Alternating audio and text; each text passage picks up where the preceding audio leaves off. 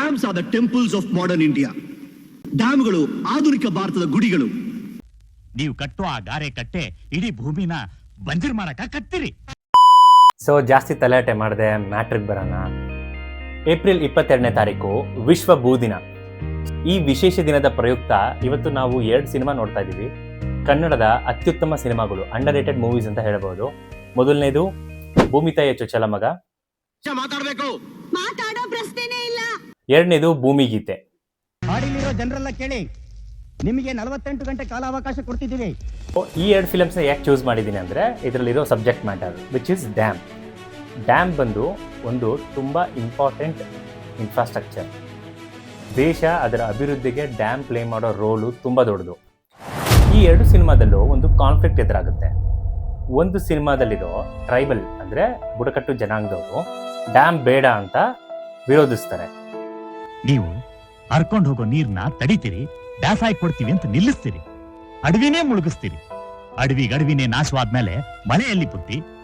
ಅದೇ ಇನ್ನೊಂದು ಸಿನಿಮಾದಲ್ಲಿ ಅಂದರೆ ಭೂಮಿ ತಾಯಿಯ ಚೊಚ್ಚಲ ಮಗದಲ್ಲಿ ರೈತರು ತಮ್ಮ ಅಧಿಕಾರಕ್ಕೋಸ್ಕರ, ಈ ಒಂದು ಡ್ಯಾಮ್ಗೋಸ್ಕರ, ಅದರಿಂದ ಆಗೋ ಲಾಭನ ಪಡ್ಕೊಳ್ಳೋಕ್ಕೋಸ್ಕರ ಅವ್ರು ಮಾಡೋ ಹೋರಾಟದ ಒಂದು ಕತೆ. ಡ್ಯಾಮ್ ಕಟ್ಟ ಗಂಟ ಹಂಗೆ ತೋಡಕ್ಕಿಲ್ಲ ಅಂತ ಕಲ್ಯಾಣಿಗೆ ಮಾತು ಕೊಟ್ಟಿವ್ರಿ.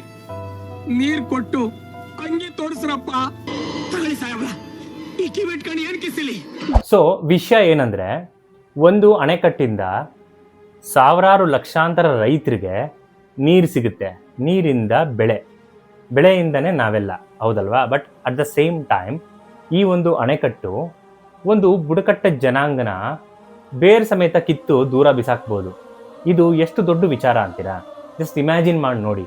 ಸಾವಿರಾರು ವರ್ಷದಿಂದ ತಾತ ಮುತ್ತಾತಂದ್ರು ಬೆಳೆದು ಬಂದಿರೋ ರೀತಿ ನೀತಿ, ಜಾಗ, ಭಾಷೆ, ನೆಲ, ಜಲ ಎಲ್ಲ ಬಿಟ್ಟು ಅವ್ರಿಗೆ ಸಂಬಂಧನೇ ಇಲ್ಲದೇ ಇರೋ, ಅವ್ರಿಗೆ ಒಗ್ದೇ ಇರೋ ಒಂದು ನಾಡಿಗೋ ದೇಶಕ್ಕೋ ಹೋಗಿ ಅಲ್ಲಿ ಅವರು ಜೀವನ ಮಾಡೋದು ಎಷ್ಟು ಕಷ್ಟ. ಸೊ ಅವ್ರ ಹೋರಾಟ ನ್ಯಾಯವಾದ ಹೋರಾಟನೇ ಅಲ್ವಾ?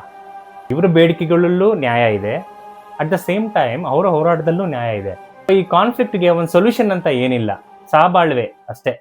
ಭೂಮಿ ತಾಯಿಯ ಚೊಚ್ಚಲ ಮಗ ಸಿನಿಮಾದ ಹೈಲೈಟ್ಸ್ ಏನಂದರೆ ಪರ್ಫಾರ್ಮೆನ್ಸಸ್. ರಮೇಶ್ ಅರವಿಂದ್, ಶಿವರಾಜ್ ಕುಮಾರ್ ಇವರಿಬ್ಬರು ಒಬ್ರಿಗೊಬ್ರು ಪೈಪೋಟಿಯಲ್ಲಿ ಆ್ಯಕ್ಟ್ ಮಾಡಿದ್ದಾರೆ.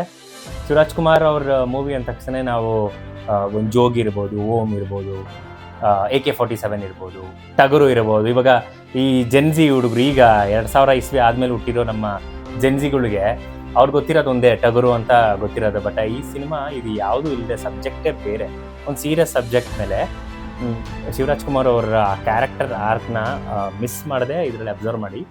ಸೆಕೆಂಡ್ ಥಿಂಗ್ ಬಂದು ಸಂಭಾಷಣೆ ಅಂತ ಹೇಳಬೇಕು. ತುಂಬ ಚೆನ್ನಾಗಿ ಇದೆ ಸಂಭಾಷಣೆ, ಒಂದೊಂದು ಡೈಲಾಗುನು ಮನ ಮುಟ್ಟೋ ಥರ ಇದೆ. ಕಮಿಂಗ್ ಟು ಭೂಮಿಗೀತ, ಈ ಸಿನಿಮಾ ನಿಜವಾಗ್ಲೂ ಒಂದು ಅಂಡರ್ ರೇಟೆಡ್ ಸಿನಿಮಾ. ಯಾಕಂದರೆ ಚಿಕ್ಕ ವಯಸ್ಸಲ್ಲಿ ನಾನು ಯಾವಾಗೋ ಈ ಸಿನಿಮಾ ನೋಡಿದ್ದೀನಿ. ಈ ಸಿನಿಮಾ ಯಾವ್ದು ಹೆಸರು ಗೊತ್ತಿಲ್ಲ, ಯಾರು ಡೈರೆಕ್ಟ್ರು ಅಂತ ಗೊತ್ತಿಲ್ಲ, ಎಲ್ಲೋ DD1 ಯಾವಾಗೋ ಚಿಕ್ಕ ವಯಸ್ಸಲ್ಲಿ ನೋಡಿರೋದು ನನ್ನ ತಲೆಯಲ್ಲಿ ಅಚ್ಚಳಿದೆ, ಹಂಗೆ ಉಳ್ಕೊಂಡ್ಬಿಟ್ಟಿತ್ತು. ಬಟ್ ರೀಸೆಂಟಾಗಿ 1 ಇಯರ್ ಬ್ಯಾಕ್ ಏನೋ ನಾನು ಹಂಗೆ ಬ್ರೌಸ್ ಮಾಡ್ಬೇಕಾದ್ರೆ ಈ ಫಿಲಮ್ ಹಂಗೆ ರೀವಿಸಿಟ್ ಮಾಡಿದೆ. ಈ ಸಿನಿಮಾದಲ್ಲಿ 2 ಹೈಲೈಟ್ ಇದೆ. ಮೊದಲನೇದು ಬಂದು ಇಳೆಯರಾಜ ಅವ್ರ ಮ್ಯೂಸಿಕ್ಕು. ಲಿಟ್ರಲಿ ಈ ಜೂಕ್ ಬಾಕ್ಸ್ನ ಡೌನ್ಲೋಡ್ ಮಾಡ್ಕೊಳ್ಳಿ, ನಿಮ್ಮನ್ನ ಬೇರೆನೇ ಒಂದು ಲೋಕಕ್ಕೆ ತೊಗೊಂಡೋಗುತ್ತೆ. ಆ ಥರ ಒಂದು ಮ್ಯೂಸಿಕ್ ಮಾಡಿದ್ದಾರೆ. ಆ ಥೀಮಿಗೆ ತಕ್ಕಂಗೆ ಆ ಟ್ರೈಬಲ್ ಬ್ಯಾಕ್ ಡ್ರಾಪ್ನ ಇಟ್ಕೊಂಡೆ ಮ್ಯೂಸಿಕ್ ಮಾಡಿದ್ದಾರೆ.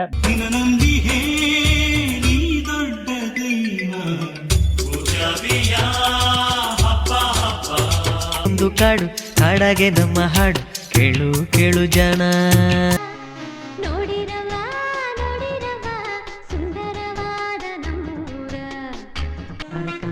ಕಮಲೆ ಕಮಲೆ ಅರಳೋಣವ.